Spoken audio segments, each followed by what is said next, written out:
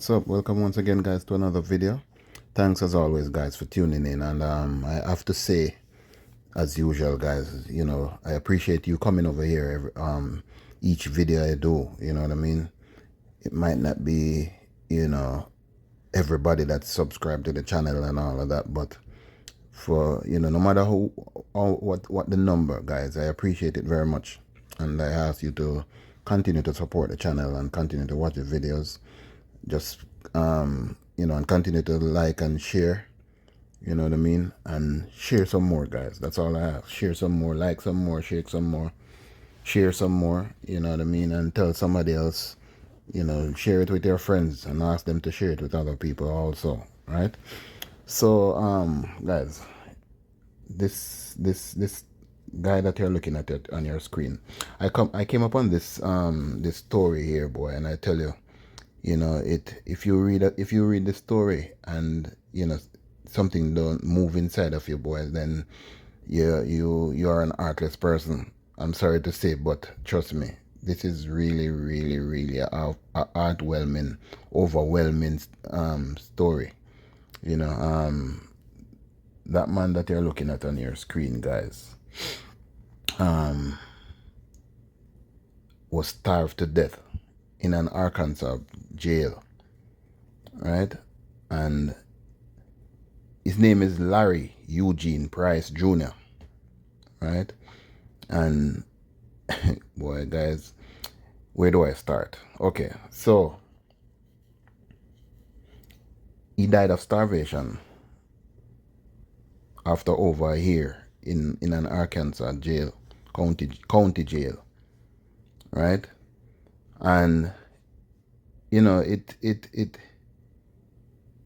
so sometimes when you see these things, you have to wonder, how could this be allowed to happen, where a grown man, a grown person, is allowed to starve in a jail cell, right, for over a year, right? So documents are showing the detention center had been under DOJ oversight for 11 years until 2017 because of allegations of civil rights violations and inmate abuse, right? Price, who had been diagnosed with schizophrenia and had an IQ below 55. Just imagine that, guys. He had schizophrenia and had an IQ below 55, right? And this man died wide-eyed, naked, and starved in August of 2021, right? After a year of isolation at the Sebastian County Adult Detention Center, where he had been held pending trial because he could not afford to pay $100 bail, right? Yes, guys, for those of you who haven't heard about, who have never heard of this story, because to be honest, when I saw it, I never heard of it before. I never see it on no news station. I'm not saying they didn't carry it, but I have never heard of it or seen it, right? And this man, because he couldn't afford $100 bail, was allowed to sit in a holding cell and die of hunger, right?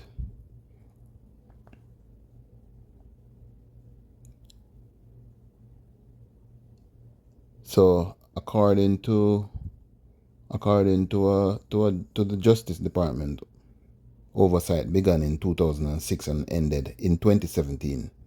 It came amid complaints made by inmates, family members, advocacy groups, and others about inadequate medical care and mental health services, the use of force and abuse by staff, and civil rights violations, right?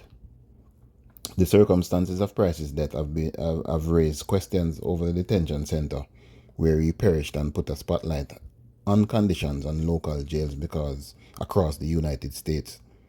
I mean, now they're acting like it's the first. This is not the first, because I've done a story about another inmate that died in another jail cell, right? So it's not the first. And these people are just, some of these people are just collecting money and they're not doing the work. You know what I'm saying? So, no, it's out there, and this one was made to I guess somebody that shouldn't have seen it saw it and highlighted it. So, it's more highlighted, put it that way. It's more highlighted now than some of the other ones that has happened. You know what I mean? And it is crazy, guys. It is crazy because some of these people, I don't think they see humans are, well, let me put it this way, because I mean there's no easy way of saying it. Black people, to be exact, as humans, So, but anyway, guys, all right. So Larry Eugene Price Jr. wandered into a small Northwest Arkansas police station on August 19 of 2020, as he did nearly every day. So the police in town, Fort Simit, were used to seeing Price. Then 50, he was 50 years old at the time, coming in, hanging around for a bit, and then he would leave. No problems. Nobody paid him any attention, right? But on this day, which was in a late summer, a late summer day, Price also diagnosed with bipolar disorder and having PTSD, right? So guys, we know exactly who we are looking at, right? Schizophrenia, bipolar disorder, PTSD. He used his finger like a gun and pointed around the station and at officers, threatening and cursing at those present. Officers, seemingly concerned for his well-being and the safety of those in the station, arrested him on a state felony, terroristic threat in the first degree. Now, guys, let me ask you this question: if you were a police officer at that police station and knowing who this person was, right? This man was, as I stated, what he was diagnosed with, right? And they all knew him. They all knew he was like that. And tell me now, if the question I'm asking you, if he did that gesture, would you even arrest him? Would you even take him serious? Because I wouldn't. I wouldn't really, because he's knowing what type of person he was, you know. But anyway, they arrested him, placed him in a jail cell. And this man was standing at 6 foot 2 inches and weighing nearly 200 pounds, guys. Right? So, just by looking at the picture, he was a big guy. Right? Price, according to the police reports, wasn't an immediate threat. He had no real weapon, but there was no settling him down or reasoning with him. So he was handcuffed and taken to the Sebastian County Detention Center, which handles inmates from Fort Simit, where he was arrested.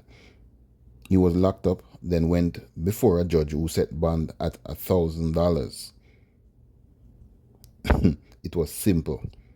He would have never been free with $100 for bail, but he was destitute.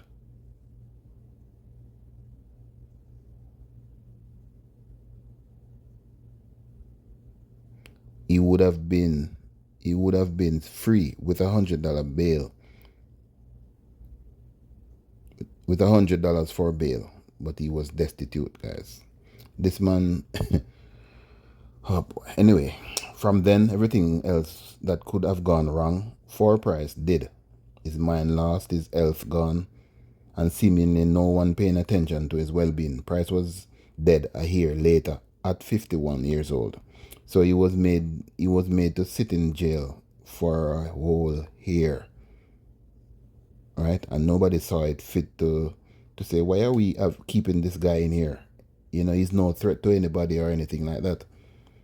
right? So everything, as they say, everything that could have gone wrong went and gone wrong. He was found in a solitary confinement cell with his eyes wide open, naked, starved, dried saliva on the corner of his mouth, in a pool of standing water so large his feet had shriveled. He had long since had his medication taken away. Right? And it's what I'm talking about, guys. They also took away his medication.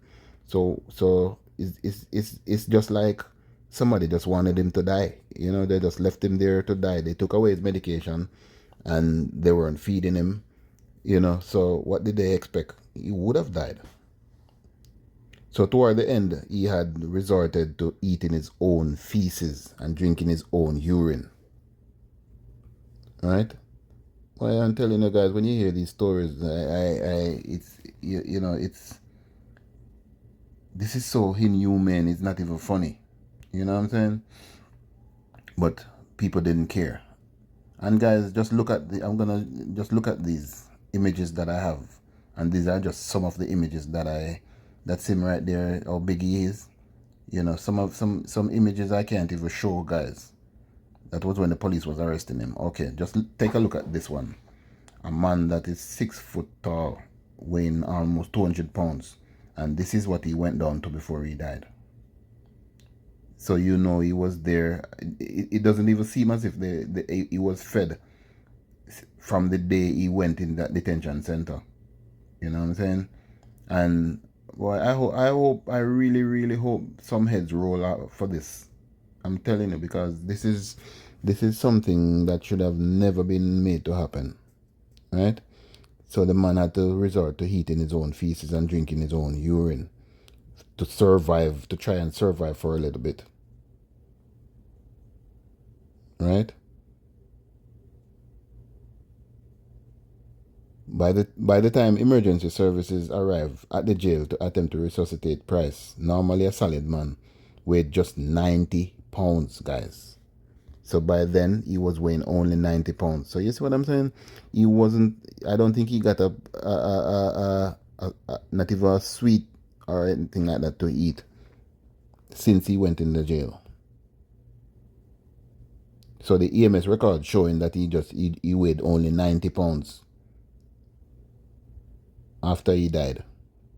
Yet, even after his death, the jail monitors continued to give reports stating inmate and cell okay. So, okay, so here we have somebody sitting in an office, right, and just collecting money, just for writing and report that, inmate. They checked the cell and the inmate was okay and the cell was okay. And we all know that they didn't go there. They were just sitting in an office and writing a report and collecting money, right? And even as it said, even after his death, they didn't even know that he was dead, because they were still writing a report that this inmate is okay, cell is okay, right? And boy, some of these people need to go to prison, and they should put them in the same prison and give them the same treatment also, right? Because how can you know if a person is okay if you don't go and check on them? And people need to do their jobs when they have it to do, right? Wow. So a developmentally disabled, mentally ill man who couldn't afford his low bail amount was held in a solitary confinement for a whole year, said Eric Ept, a Seattle attorney with Budge and Ept PLLC. So this is what you see, and he was representing the Price family in a 29-page civil rights and wrongful death lawsuit. And I'm not trying to beat anybody at this time, because they were grieving and stuff like that. But my question to that family is, where were they when he was arrested and put in solitary confinement? Did they know he was there? These are some of my questions that just some simple questions that I would ask this family. Did you know he was locked up? Did you even go and check on him to see, at some point if he was okay or anything like that? But no, a lawsuit is there now, and they probably collect a good, if this lawyer is a good lawyer and all of that, they're standing to collect probably a good sum of money. You know what I mean? While this man was left to rot in jail, right? Boy, people, I'm telling you, I am gonna try and find um if there's a follow up to see what became of this, if it was done or if it's still going on or what, I don't know. But I need to find out if this case was done, what the it was, what happened. Did they win the lawsuit or whatever? So the lawsuit specifically targets Sebastian County, which runs the detention center where Price died, as well as Turnkey Health Clinics, a for-profit Oklahoma City firm contracted to look after its medical services. Right? But how Price got from A to Z in that year and 10 days, a story pieced together by Newsweek, touches many hot button issues of criminal injustice, or of criminal justice. Well, I'm calling it criminal injustice, particularly after the murder of George Floyd in Minneapolis, 3 months before Price's arrest. Bail reform, staffing, and medical availability for the incarcerated, particularly in local jails. The privatization of correctional functions, technology used to monitor prisoners' well-being, the treatment of black men and women in police-related incidents or custody, as well as jail overcrowding and how law enforcement handles people with mental illness. And that one, I think, is the key to all of that, these maim and killing of black men and black women, all over the states, not just in that area. Right? That is the key, people with mental illness. And I must say also, guys, that judge that set that bail at first at $1,000. I'm pretty sure that judge must have known or heard that this man was not right in the head, right? And he didn't even do anything, right? So there you go again. The correctional system, some of them tend to do is just make money off of poor people, right? And they're not gonna even bother to investigate or to hear the case before they even do anything. Bail at $1,000 for what? For what? So the case represents everything that's wrong with the cash bail system, Epps said. It punishes the poor. He was essentially jailed for being in a mental health crisis. He didn't hurt anyone. If anything, he was the one who needed help. Instead of getting him that help, they took him to jail and locked him in a solitary confinement for a year. Right? This was a colossal systemic breakdown. It's more than a breakdown, guys. But boy, I tell you, and everywhere you take it, poor people are the ones that always get the shitty end of the stick, right? But guys, I don't want to go too far in this video for it to be too long, but so as I said, I am going to be looking around to see if I find any related story or articles about this case, if it had ended, or what was the final report, if there was any, if it's still going on or whatever, right? But it's just a sad case, guys, to see somebody left to die in a jail cell like this, and for not even committing a crime. Even if the person had committed a crime, this shouldn't have happened, moreover, right?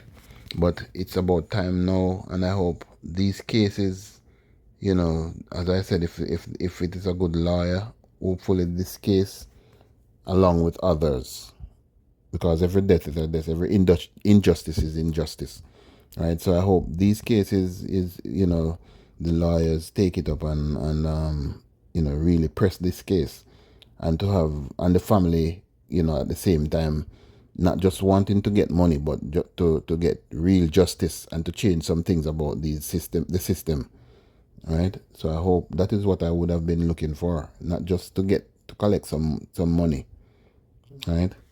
But anyway, guys, let me show you some more images that I have here. You know, that is how the man went down, guys. Look at the cell, you know. But yeah, sad case as always, guys.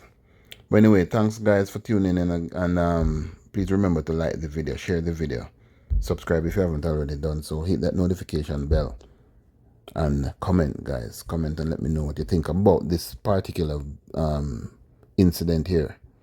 You know, and if anybody have any information also on this case, you know, could, you know, feel free to drop me a comment or something, and let me know what you know. All right, blessed love, peace.